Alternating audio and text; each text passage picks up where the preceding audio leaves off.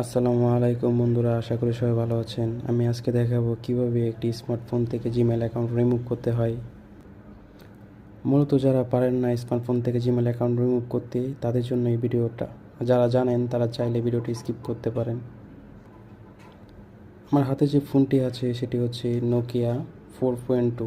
এটা থেকে আমার জিমেল অ্যাকাউন্ট রিমুভ করে দেখাবো। তার জন্য চলে যাব আমরা সেটিং অপশনে।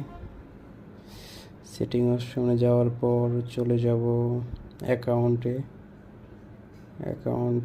অ্যাকাউন্টে চলে যাব। দেখতে পাচ্ছেন এখানে আমার 3টা অ্যাকাউন্ট আছে, ফেসবুক, জিমেল, মেসেঞ্জার। আমরা জিমেলে ক্লিক করব। ক্লিক করার পর এই যে এখানে দেখতে পাচ্ছেন রিমুভ অ্যাকাউন্ট, আমরা এখানে ক্লিক করব। ক্লিক করার পর এখানে দেখাচ্ছে ক্যান্সেল রিমুভ অ্যাকাউন্ট, আমরা এখানে ক্লিক করব। বাস, আর ইউ শিওর? আমরা এখানে ওকেতে দিয়ে প্রেস করব। ফিঙ্গার দিতে বলছে, আমি ফিঙ্গারটা দিয়ে নিচ্ছি।